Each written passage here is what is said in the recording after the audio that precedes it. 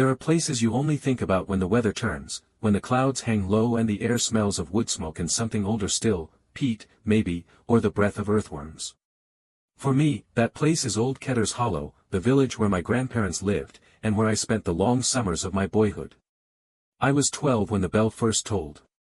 But the story begins earlier than that. My grandparents' cottage stood at the edge of the village, near a stone boundary wall no one ever climbed, half swallowed by blackberry brambles and the wandering ivy that crept up the shutters each year. Inside, the house always smelled of lavender polish and rising bread, and there was a grandfather clock that ticked as if it were measuring time more slowly than the rest of the world. I never questioned the pace of life there, only felt, in my bones, that the clocks in the city were too loud by comparison. The village itself was small, the kind of place where the post is delivered by bicycle and the baker still knew your grandfather's wartime stories. But there was something else about it too. A hush. Not silence, but a quiet that seemed woven into the hedgerows and thatch, like the land itself was listening. It was on the second week of my visit that I wandered into the wrong path. I'd been playing near the edge of the woods, where the alder trees grow with roots like twisted fingers, and where an old half-fallen stile leads you into what the locals call Thornlow Field. My grandfather had told me not to go there, not with any sternness, just with a soft seriousness I now recognize as worry. That field belongs to older things, he'd said. Let the nettles keep it. But of course, I went. And there, nestled in the middle of a shallow dip in the land, was a pond I'd never seen before. Small, round, the color of oversteeped tea, with no reeds or lily pads to speak of. Just water. Still, and too dark for such a sunny day. I remember thinking it looked like a bruise pressed into the earth. It wasn't on any map. Not even the one in the parish hall with all the old boundary lines drawn in careful ink. I checked later. No mention of a pond there, no reason for it to exist. Just Thornlow, with a faint penciled note in the corner, do not graze. When I mentioned the pond at supper, both my grandparents went quiet. My grandmother dropped her spoon. My grandfather just stared at his plate for a long time before saying, almost too softly to hear. Did you hear the bell? I shook my head. I hadn't heard anything. Good, he said, after a long pause. Best if you don't go back. That pond's got its reasons. I didn't sleep well that night. Not because I was frightened, not then, but because, even in my dreams, I saw the pond again. Still, dark, and somehow, waiting. The next morning, I tried not to think about the pond.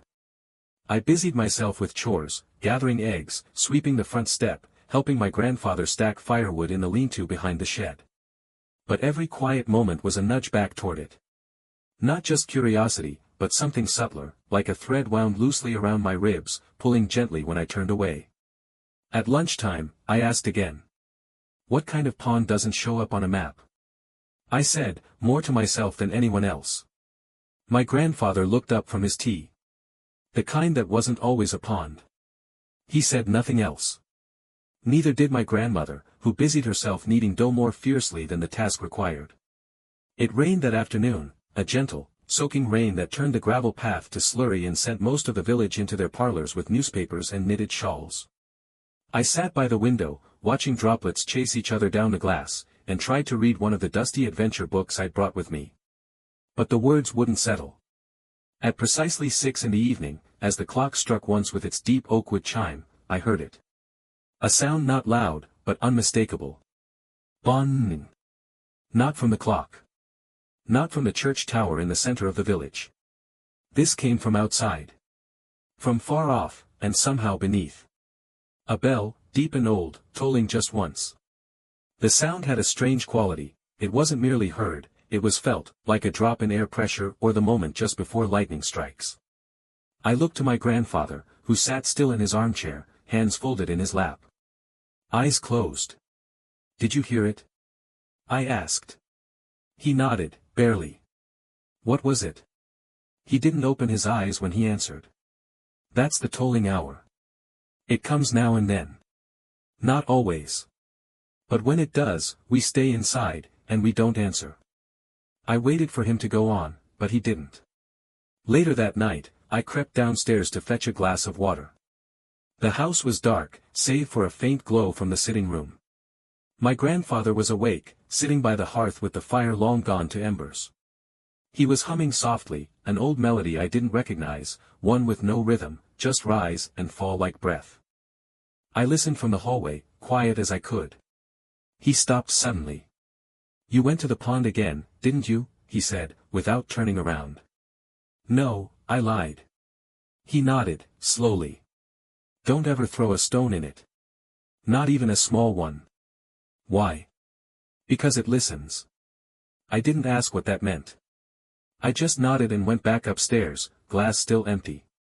That night, I dreamed not of the pond, but of something deeper, a place underground, where bells hung in roots like fruit, swaying gently in water with no surface.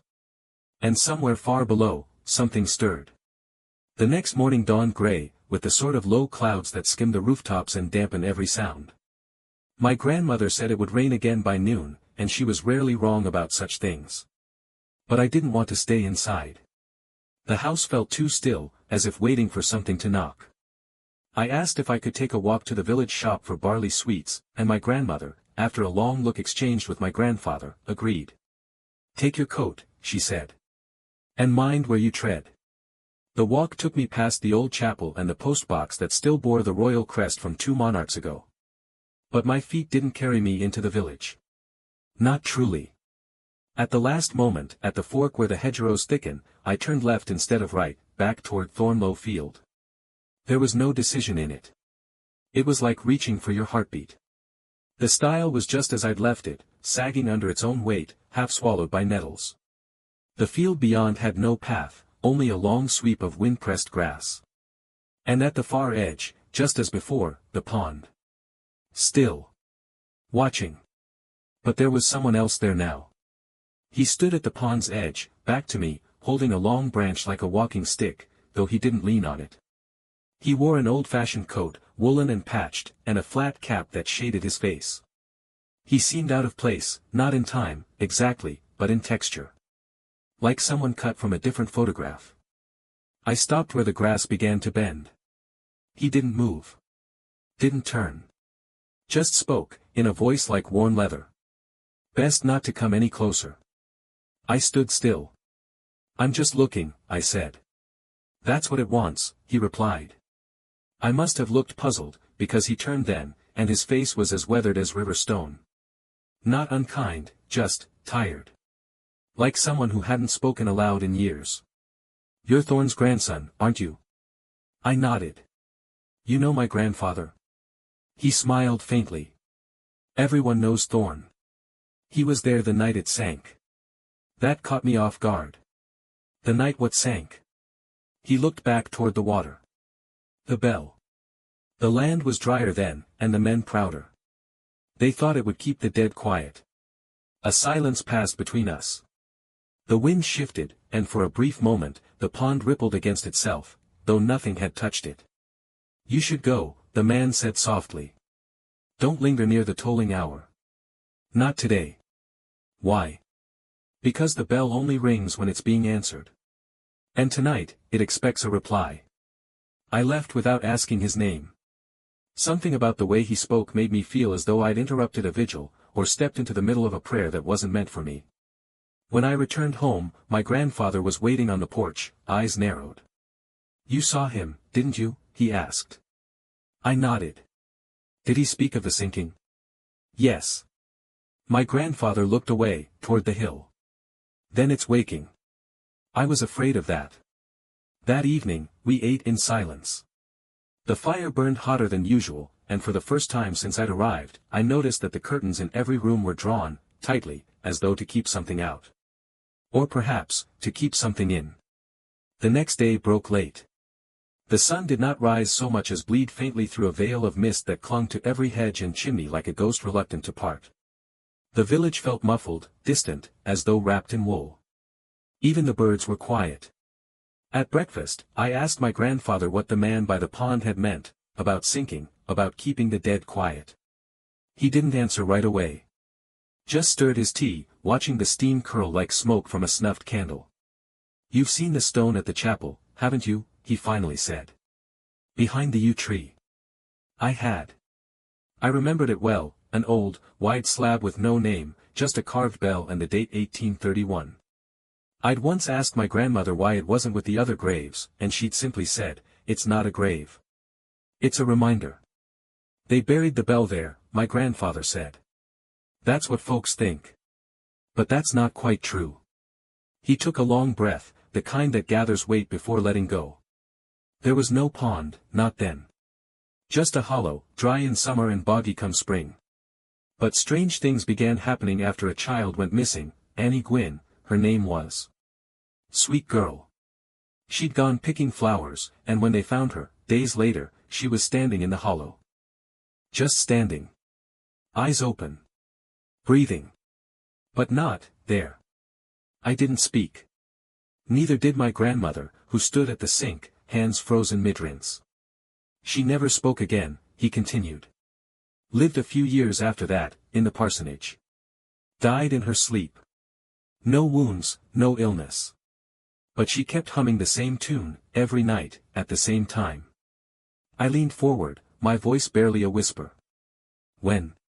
He met my eyes. At the tolling hour. He told me then, in the quietest voice I'd ever heard him use, that the villagers had gathered the year after Annie died.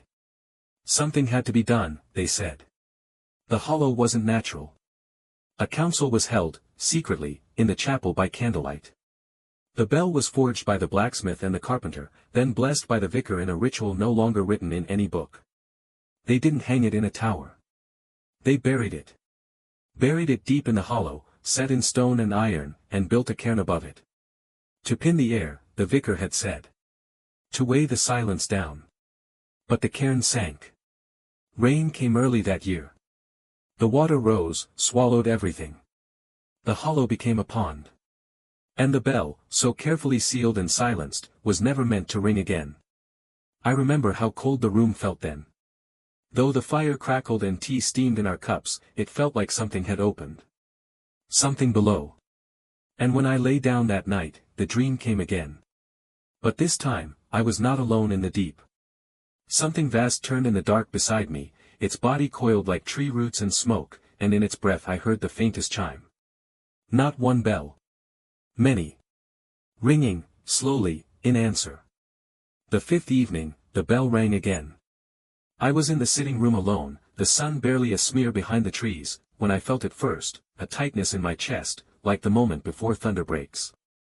The air held that same charge, though the sky remained still. Then came the sound. Deep. Slow. Boning. It rolled through the valley like a tide, pressing against the windows, setting the fire's coals to shiver. This time, I didn't ask if my grandparents had heard it. I knew they had. They moved as though rehearsed, my grandmother lighting 3 candles in the windowsill and closing the latches, my grandfather drawing a small pouch of dried herbs from the cupboard and scattering them across the threshold with trembling fingers. No questions, he said softly, not looking at me. Not tonight. But questions don't stop because they're told to. They burrow, like roots. And later that night, when the house had fallen still and my grandparents' snores drifted faintly through the beams, I crept from my bed and slipped outside. The moon was thin and high, and the mist had risen again, not thick, but clinging low to the earth like breath. I didn't intend to go far. Only as far as the road. Just to listen. But something had changed. As I stepped onto the dirt path leading toward Thornlow, I saw it, a figure moving near the pond. Not the old man. Not anyone I recognized. It was tall, thin, swaying slightly as it walked, not limping, but moving with an unsteady grace, like someone who just remembered how legs were meant to work. Its limbs looked too long, arms brushing the grass at its sides, and though its shape was mostly shadow, there was a glint to it. Wetness. As if its skin were slick with water. I froze, crouching behind the low stone wall that lined the path. It stopped at the water's edge. It didn't kneel. Didn't sit. It just stood there, facing the pond, as if waiting for something to rise.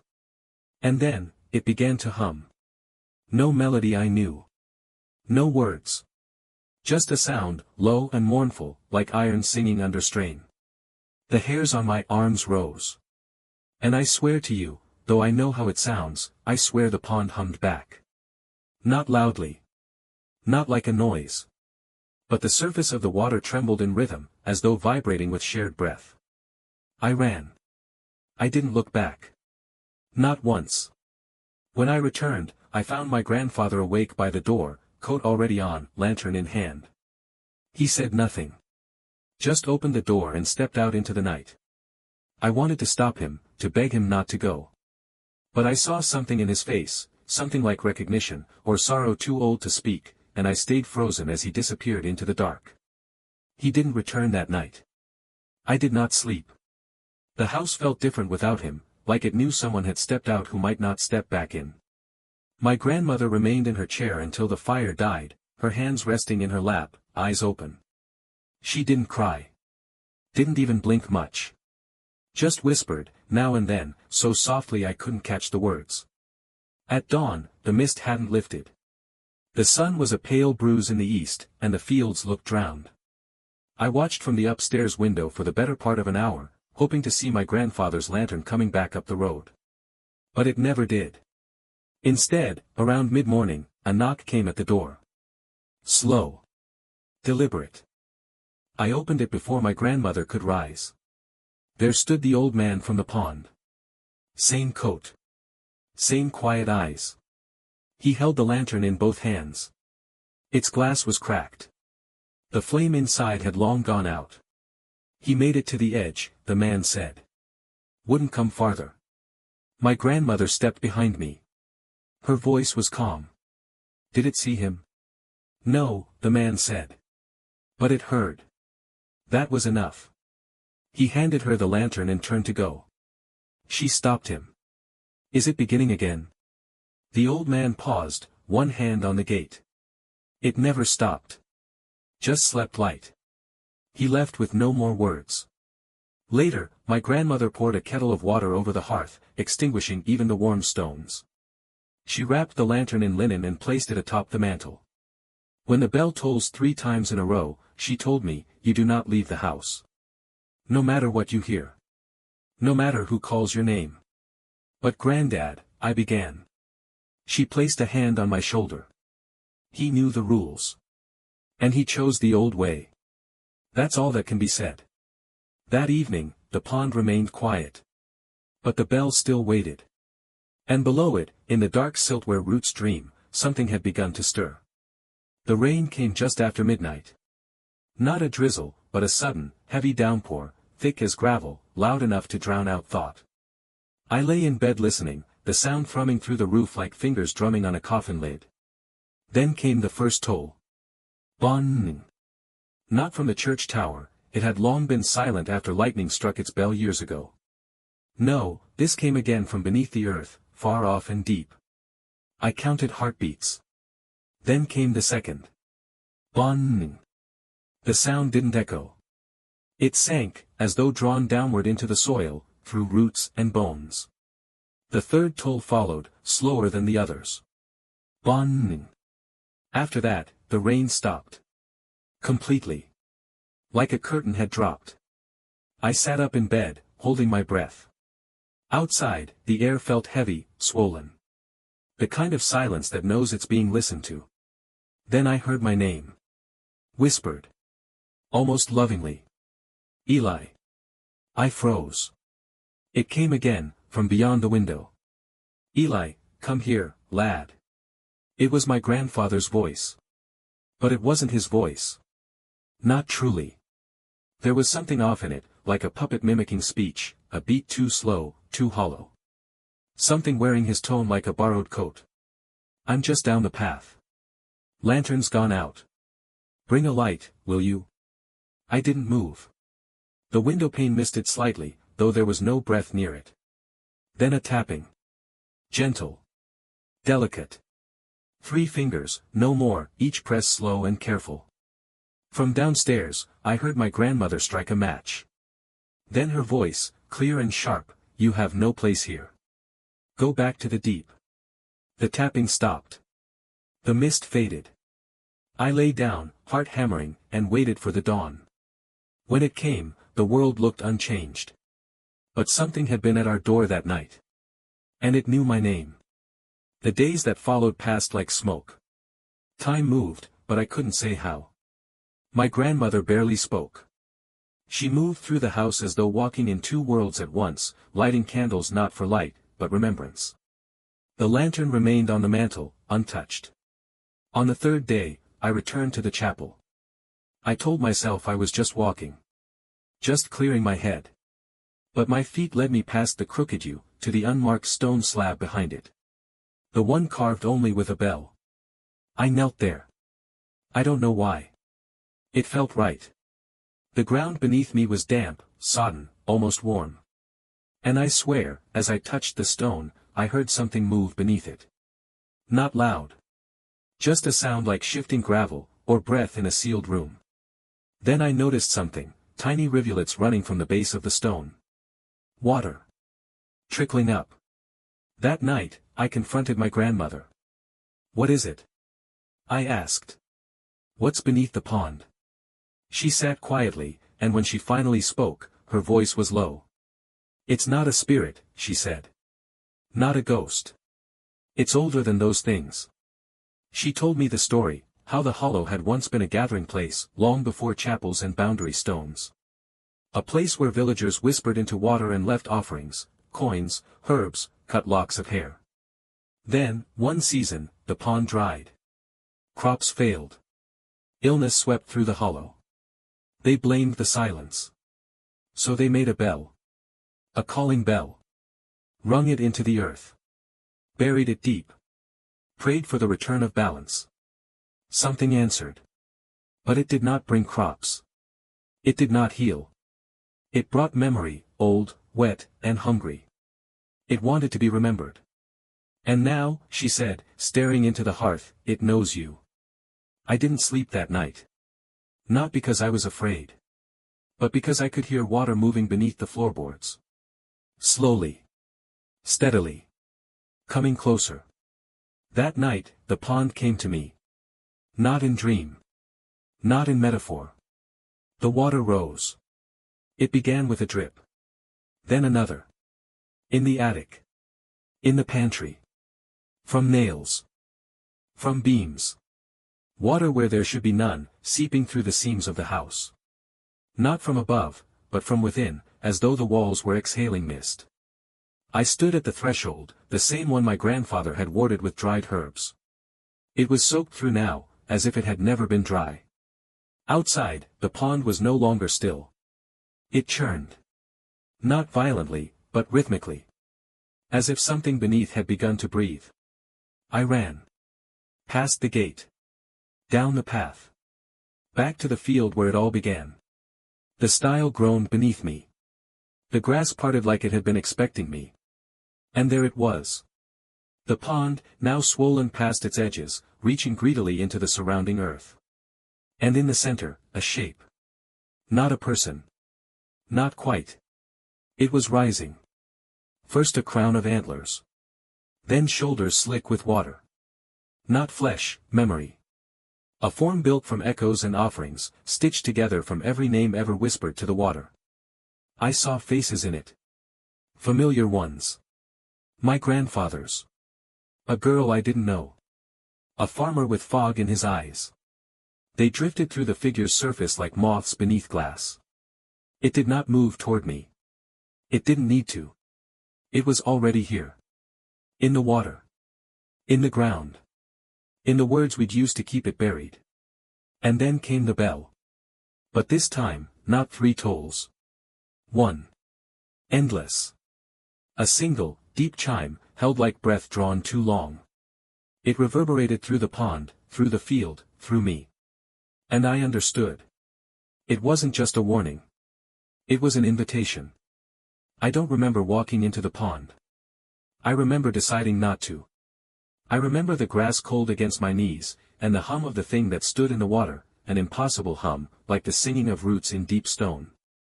I remember clenching my fists and thinking, no. But then I looked down. The pond had come to me. Lapping at my boots, creeping up the hem of my trousers, slick and warm like breath. No splash. No ripple. Just arrival. And the moment I noticed, I was already ankle deep. Then knee deep. Then standing in the water, facing the figure that was not a figure at all. It had grown tall, impossibly so, rising into the mist like a drowned tree, its surface shifting, faces moving slowly beneath the skin like silk drifting in a current. Some of the faces I knew. Some knew me. Eli, it said, not aloud, but into me. Not in voice. In memory. Suddenly, I saw the bell, not as it was, but as it had been. Gleaming. Hung between two standing stones. Surrounded by villagers with torches, every face stricken with both reverence and dread. I saw them bury it, not to imprison something, but to anchor it. To contain a promise made long before any of them were born. I saw Annie Gwynn, the girl who'd never spoken again. Standing by the bell, her fingers touching the rim, her eyes looking into something vast and black beneath the world. Her mouth moved. A name passed from her lips to the bell. That was the first toll. And I understood, every toll since had been another name. Another offering. Another memory traded for silence. My grandfather had given his. Willingly. He had walked to the edge, lantern in hand, and given the bell what it needed, remembrance. Not worship. Not sacrifice. Just to be known again, for a moment, through him. The bell was not evil. No more than gravity, or fire. It simply remembered what we chose to forget. And now, it remembered me. The water closed around my chest. The pond was deep, so much deeper than it could ever appear. And at the bottom, I saw the bell again. Covered in moss, cracked but whole, still ringing in that slow, endless breath. And I saw myself, not as I was, but as a thread in a pattern older than maps or names. I was not being taken. I was being written into the echo. I don't know how long I stood there. When I came to, I was lying on the grass, soaked to the skin. The field was quiet. The pond, still. The shape in the water was gone. The only sound was the wind in the alders and the distant ticking of a clock. At the edge of the water, half buried in mud, lay a small brass key on a chain. I left the village the next day. Said goodbye to my grandmother with a long hug and no words. She only pressed something into my hand, a candle stub wrapped in old cloth, and whispered, if it tolls again, light this, and remember. Years have passed. The bell hasn't rung since. But I keep the key in my desk drawer, and sometimes, when the air is thick and the lights flicker for no reason, I hear the faintest sound, not a toll, not quite. Just a hum. A memory. Waiting to be named.